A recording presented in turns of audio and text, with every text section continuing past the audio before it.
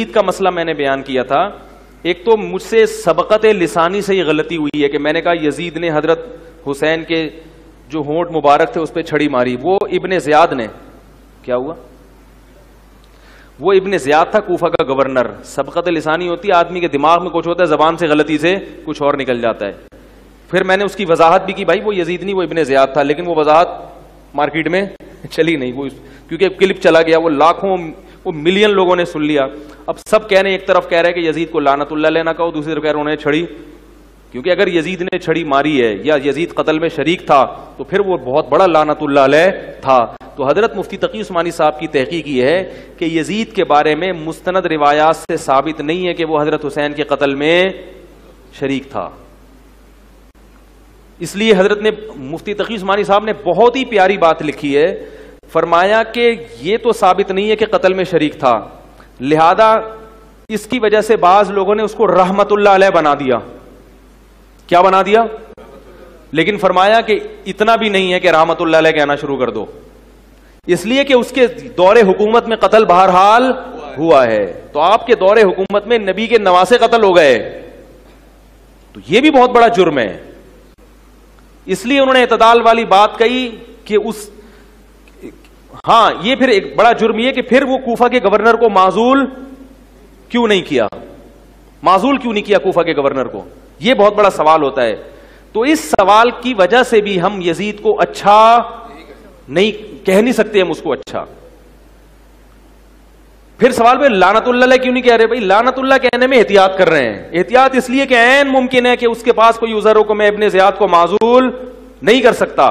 بعض دفعہ گورنر اتنا مضبوط ہوتا ہے کہ آپ نے اس کو معزول کیا تو آپ کے خلاف کیا ہو جاتی ہے, ہم گھر میں نہیں دیکھتے, لوگ میرے پاس کیس آتے ہیں. ایک صاحب نے میرے پاس کیس آئے کہ بیگم کے معاذ اللہ اللہ نہ کرے, بولتے ہوئے بھی ڈر لگتا ہے کسی سے تعلقات ہو گئے. میں نے کہا طلاق دے دو, کہہ رہے نہیں دے سکتا میں, سالے پکڑ کے کوٹ دیں گے مجھے. ٹھیک ہے نا. تو جب ایک چھوٹے سے گھر میں انسان معذور ہو سکتا ہے تو حکومت بھی بہت سی چیزوں میں معذور ہو سکتی ہے.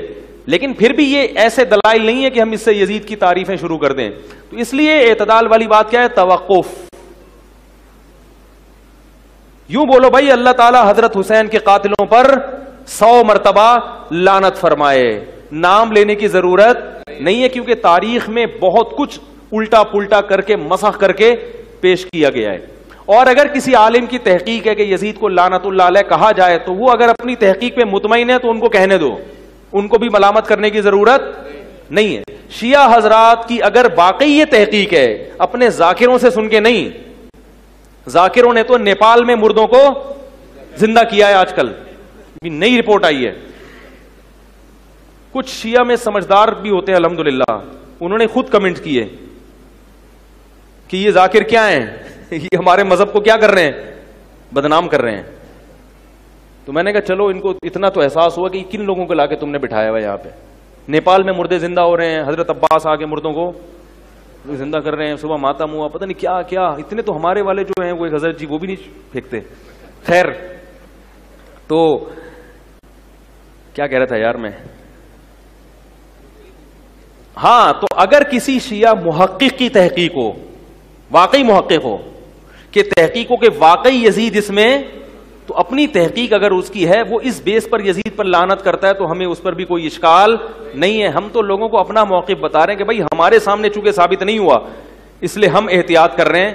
اچھا تو بالکل نہیں کہیں گے, ٹھیک ہے نا, اتنا, کیونکہ اگر بالفرض شریک ہوا اور قیامت میں اللہ نے پوچھ لیا کہ تم نے اس کو رحمت اللہ علیہ کیوں کہا, اس کا جواب دو, تو ہمارے پاس کوئی جواب نہیں ہوگا, پکڑے جائیں گے ہم. کیونکہ حضرت حسین جو نبی کے نواسے ہیں ان کا معاملہ معمولی درجے کا نہیں ہے, بڑا نازک مسئلہ ہی ہے. تو اگر کسی کی تحقیق ہے تو اس بیس پہ کہتا ہے تو ہمیں اس پہ کوئی اعتراض نہیں ہے. لیکن اپنا موقف تو انسان بیان کر سکتا ہے نا کہ بھئی ہمارے سامنے ابھی تک دلائل سے واضح جتنی بھی روایتیں اگر آپ اٹھائیں گے اس میں لگڑے لولے راوی بہت نظر آئیں گے اس میں. تو اس لیے حضرت مفتی تقی عثمانی صاحب کی بات میری رائے میں سب سے زیادہ معتدل ہے, جیسے کہ وہ ہمیشہ معتدل بات ہی کرتے ہیں.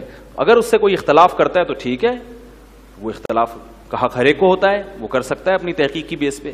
لیکن میں آپ کو کہہ رہا ہوں تحقیق تو کرو, ذاکروں کی تقریریں تحقیق بولو نا نہیں ہوتی. وہ تو مجمع کو رلانا ہے, رو کیوں اٹھا کے جوتا ماریں گے, رونا اتنی میں آئے تو رولانے کے لیے. وہ نیپال سے مردوں کو بھی زندہ کریں گے اور پتہ نہیں کیا کیا کریں گے وہ. دین کی بات پھیلانا صدقہ جاریہ ہے، ثواب کی نیت سے ویڈیو کو شیئر ضرور کیجیے۔ جزاک اللہ۔